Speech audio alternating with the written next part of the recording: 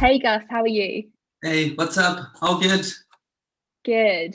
So today, Gus is going to be talking to us about how to use Screaming Frog to build PR stories. And I'm really looking forward to this, as for me, as sort of a data fearing person, I'm really excited to learn how we can be using this to build PR stories. So a little bit about Gus. He is an SEO client lead at Wolfgang Digital, and is a former journalist who found a new career in SEO after leaving Brazil in 2011. And some of his campaigns have won awards from the Drum Search Awards to the Irish Content Marketing Awards. And after business hours, Gus says that he's often watching reruns of Seinfeld? Is that how you pronounce it? Yeah. And finding new hobbies, and is currently obsessed with making cocktails and jigsaw puzzles, which literally sums up my lockdown experience. So I completely relate to that, Gus. Yeah, take it away. Really excited for your talk. All right, cool. Let's share my screen.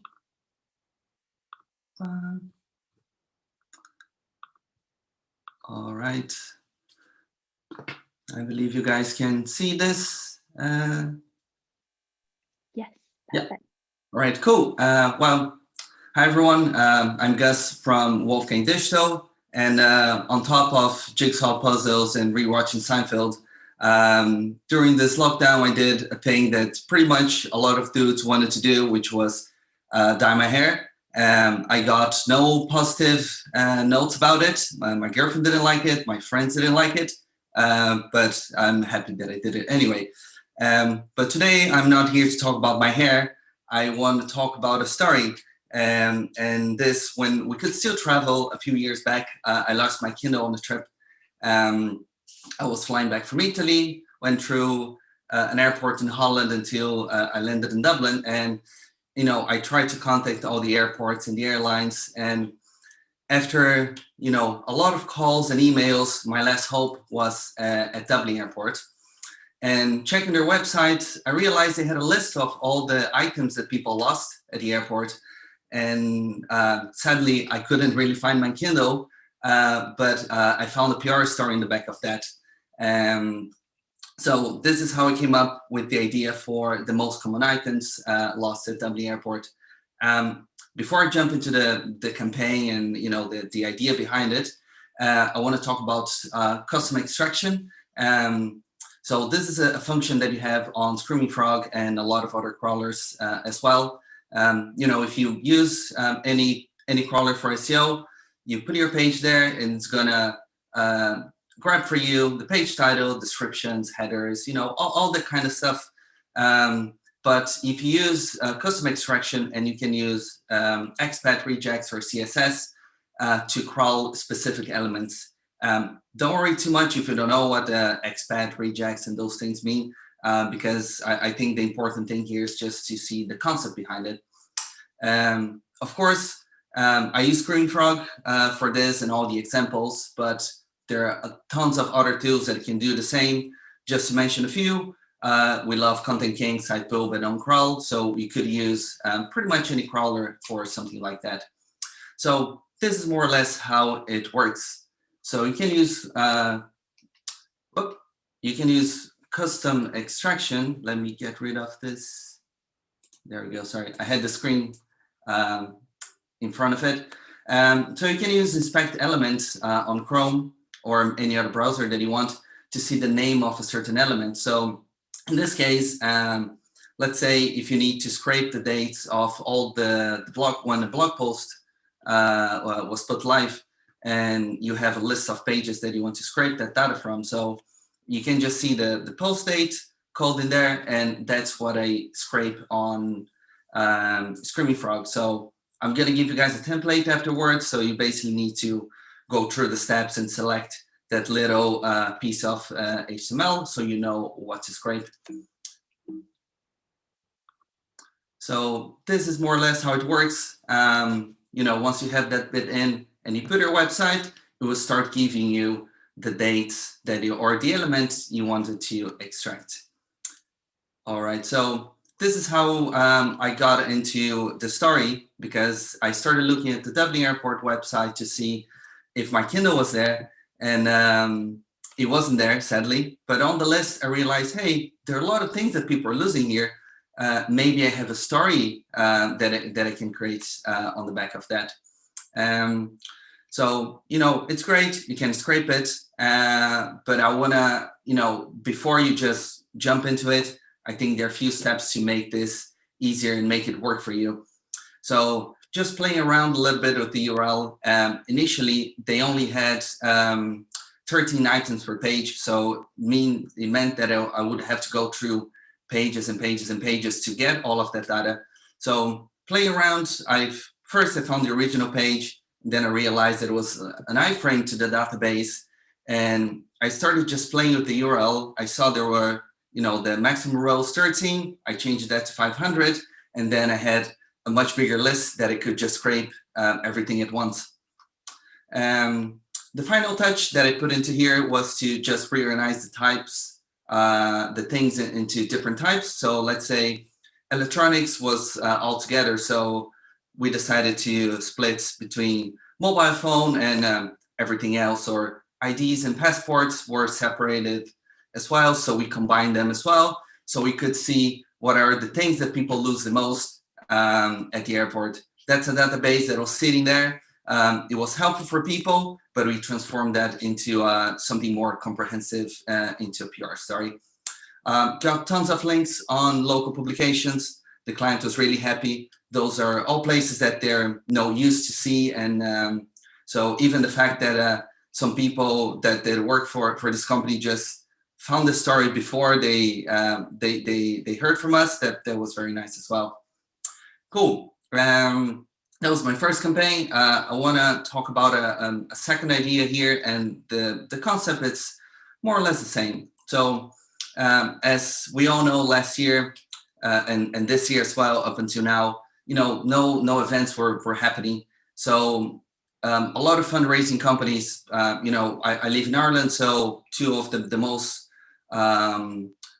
popular ones here will be the Irish Cancer Society or Pieta House. They had no funding anymore because they couldn't do their runs and walks and stuff like that. So and Irish people love to donate money. That's one of the things that I learned after I moved here. So I thought, people are still trying to find ways to do these things, and I started seeing in the news that some people are just doing their own events. So was there a way to look at this rather than just one campaign or another campaign and just look at the numbers all around? So that's when we thought, hey, maybe there's a chance to scrape GoFundMe, because that's a fundraising platform that everybody's using. So here's the same concept. We went to Chrome to just inspect the element and found the class of those elements. By the way, this is our head of accounts at Wolfgang Digital. He decided to dye and shave his hair this year as well. He had a more meaningful reason than me. I just wanted to see if I looked ridiculous, and I did. But the idea here is the same. We could see the amount of money that was raised, how much money people wanted to raise, and how many people helped as well. So just by scraping all of these elements, I could look at campaign title. That's easy.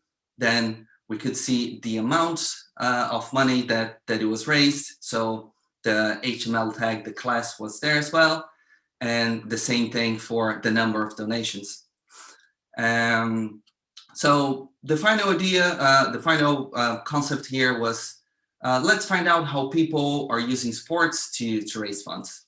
And GoFundMe, huge website, global. There's no way that we would scrape thousands and thousands of pages and try to filter from there. So I think there was a lot more work to do here, to prepare what we wanted to find before just go out and scraping everything that we could. So some of the steps that I follow, we first scrape GoFundMe from Ireland. So that's already, we're already cutting down most of the words just to one country. Then we selected the categories that were more meaningful for this campaign. So medical and sports were fit for the things we were trying to find. We did look at some of the other ones, and there wasn't really a lot that was meaningful for our final goal.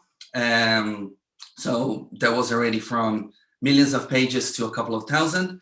And looking on the HTML code, we also found as well clues to find the best way to crawl this. So as an example, they do have a JavaScript loading on this page.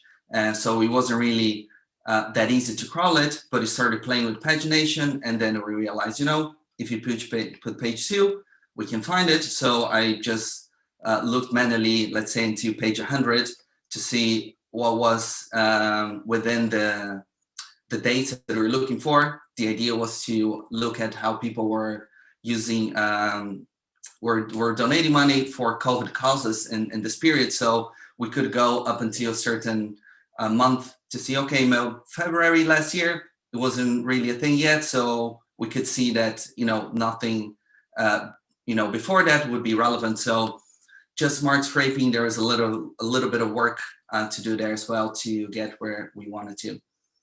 So here we go, same thing. 2 more tips on a case like this that we wanted to crawl hundreds or thousands of pages.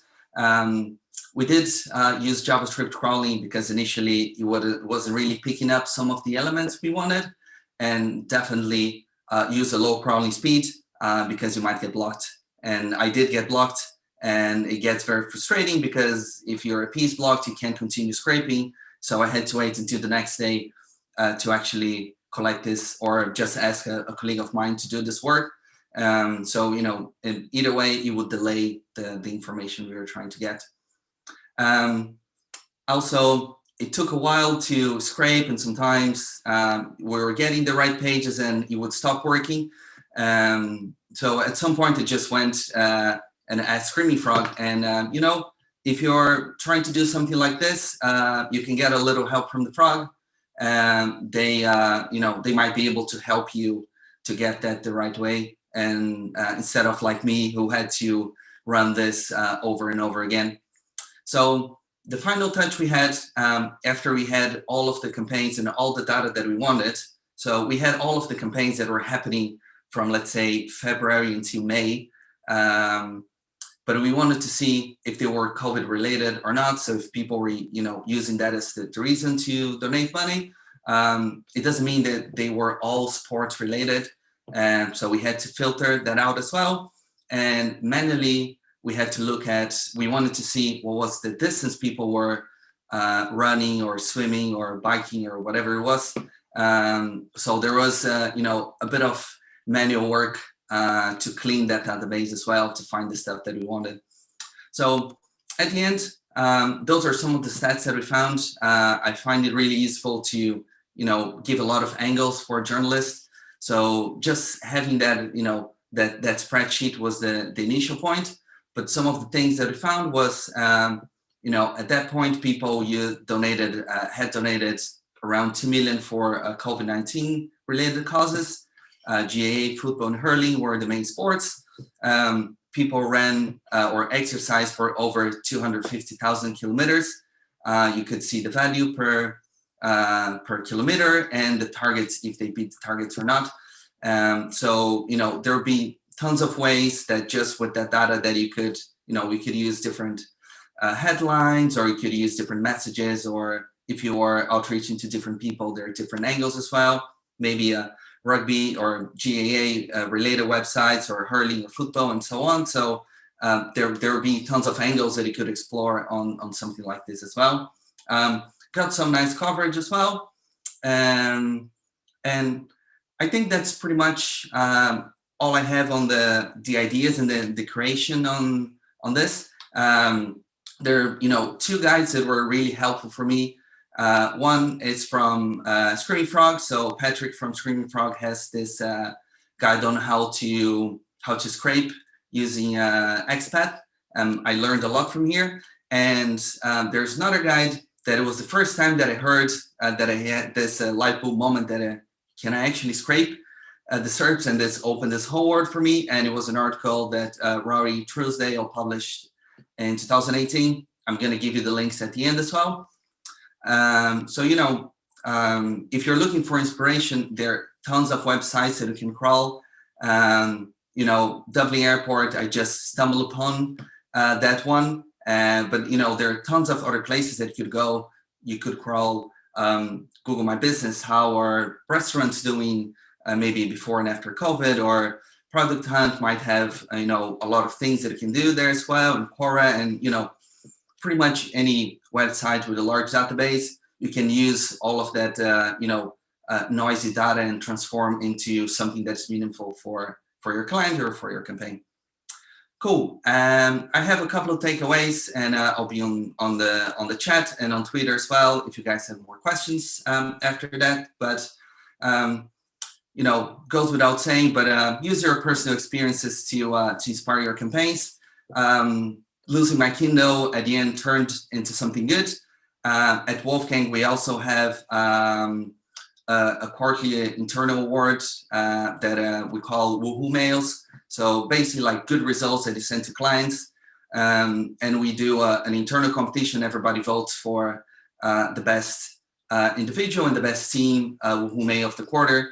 And at that time, this campaign won the best individual one. So at the end, I got a €250 voucher in the bag. So I lost $100 on my Kindle, but at the end I got a campaign and I got more money than I lost. So it wasn't, bad after all.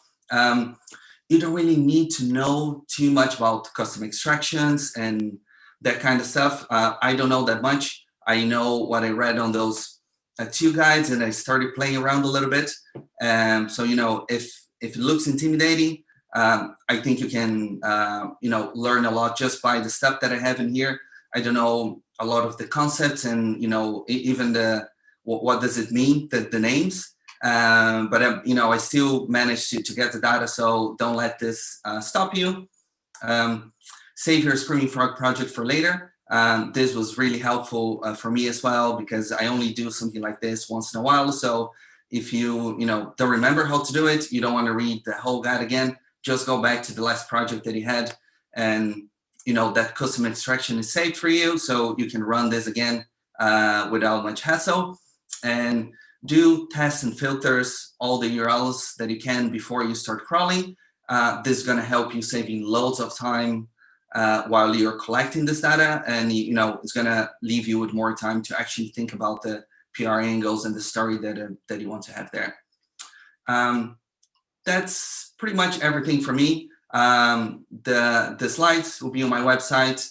The links are already there. So if you want to see one of the guides or something that I mentioned before, everything's available. And yeah, that's it. I'm here for the Q&A. Thank you everyone for watching.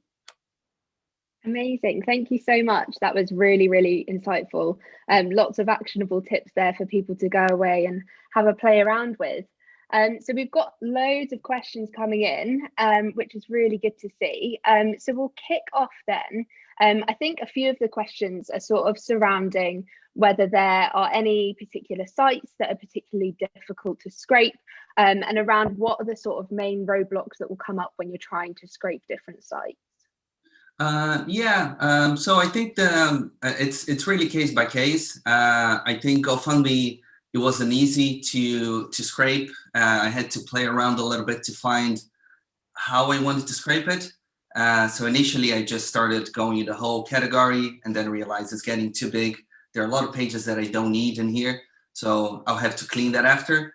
But at some point I spotted there was a page 2 there. So just looking at the data, it was like, oh, hey, there is a way that I can filter this from the very start. So I would say there's a lot of, trial and error there. Okay, yeah, that's really good to know. And do you find that you often get sort of throttled or blocked when you're crawling sites? And do you have any specific tips on avoiding that from happening? I'll definitely put a very low crawl speed. So you can change how many pages you want to crawl at the same time. So I think I put maybe like 1 per second or something like that. So like just to give it time so you don't get blocked. Perfect. Great. Thank you. So next question then. So in addition to yourself, do you have any sort of people or companies that you would recommend as good to follow to hear more about data extraction and categorizing data? Ooh, I don't have anyone in mind right now. I do like a lot the stuff that Mark Johnstone does. So he might be a good person to follow on that. I might do a little research, and I'll pop on Twitter and find a few other people. Yeah, that would be great. Yeah, completely agree. Love Mark's stuff. So next then, so this one is more of a philosophical moral question. So they say, what is your take on scraping websites, which business model, when the business model is actually selling data? So they've said, here in Denmark, we have a real estate portal whose business model is to sell data, but they also publish a lot of additional data on their website. By scraping it, they can do their own pivots freely. And do you think that is okay? Because buying the data is way over the client's budget. So do you think that morally is sort of okay to scrape the data if they're not buying it? That's a good question. I think it goes case by case. On these two cases that I mentioned before, one, I think the airport got a lot of links as well. Even without us asking, journalists were linked to it, because that was the resource that would help people if they lost their, something at the airport. And I would say the GoFundMe as well, it worked positively for them as well, or because you're using, like you're saying, that the data is from them. So, it's a PR for them as well. They will be even more known by the service that they do. So I don't think if you're stealing and you're selling that as your own data or something like this, I understand the moral issue there. Probably I wouldn't really do that. But as long as you're giving credit and there's a benefit for the other side as well, I think, it's a win-win. Absolutely. Yeah, I think it's definitely all about credit, isn't it? Driving that traffic and sort of back to the source. So another question we have is, when it comes to coming up with ideas for a data-based campaign, do you tend to go with sort of a story or a headline first, or do you tend to start with a load of data sets and try and pull stories from that? I usually would go with collect the data first. Maybe I had, let's say, for the GoFundMe, the initial idea was, how people are donating to COVID causes. But once you start collecting the data, you see, some people are running, some people are, cycling, and, they're still under their 5K. So like that was the lockdown limit we had in Ireland at a certain time. So yeah, I think it's, you just need to play around a little bit. And once we collected everything, I started looking at like, we can calculate how much kilometers worth, but I wouldn't have thought to that until I look at the data. Yeah, perfect. Amazing, thank you. So next up we have, do you have any examples or experience of using scraping from Google SERPs in campaigns? I haven't done Google data. I do remember a client wanted to do a while ago, and for different reasons didn't happen. That it's a SaaS, and they wanted to compare if people that the salons that use their software were doing better than the ones that don't. They did have I think we even put a system to start collecting, but I haven't done it. The guy from Rory actually does that, so that's useful. And I might add on my links as well. I did something similar. I published on BuzzStream a few years back to see how long before an event journalists started publishing about that. So how many weeks before Valentine's Day there were stories about Valentine's and so on. So that was useful. It wasn't a campaign per se, but it was just to understand when was the right moment to outreach. Amazing. Yeah, that would be great if you could share that for sure. So last couple of questions then, just conscious of time. So how do you manage very content heavy pages when scraping, when you're looking for something specific in amongst a lot of unnecessary content? So is that sort of a manual process, or are there any sort of tips and tricks that you can do to sort of shift through that? Yeah, so I try to use custom extraction for, every element that I need. It doesn't always come, as clean as we want. So let's say with GoFundMe, I wanted to get how much money people were, what was their goal with that campaign, but it would come, some of the text would come together as well. So probably could just use Excel to, split that into columns, and then I just have the numbers so I can arrange that. Some of the things I had to do manually, so we wanted to see which kind of sport people were doing. And this wasn't an element. Maybe some people would mention what they were doing, some people wouldn't. So that would be a manual process, unfortunately. Okay, yeah, lots of time, but I suppose worth it when you find those stories. Yeah. Perfect. So last question to finish on today then was, what shade of blonde did you go for? Uh, I tried a couple of things. First, my cousin did it for me. I don't know. That's the final answer. Yeah, But okay. I didn't get the blonde that I wanted first. So I did it a couple of more times until it was like, okay, I'm afraid that I might just mess up too much in my hair. Eventually I'll be in public again. And then I just quit doing that. Yeah, that's fair enough. Perfect. Well, thank you so much for your session today. Really, really enjoyed it. Everyone can catch you on Twitter, can't they, to sort of chat more, ask you more questions. And yeah, thanks so much.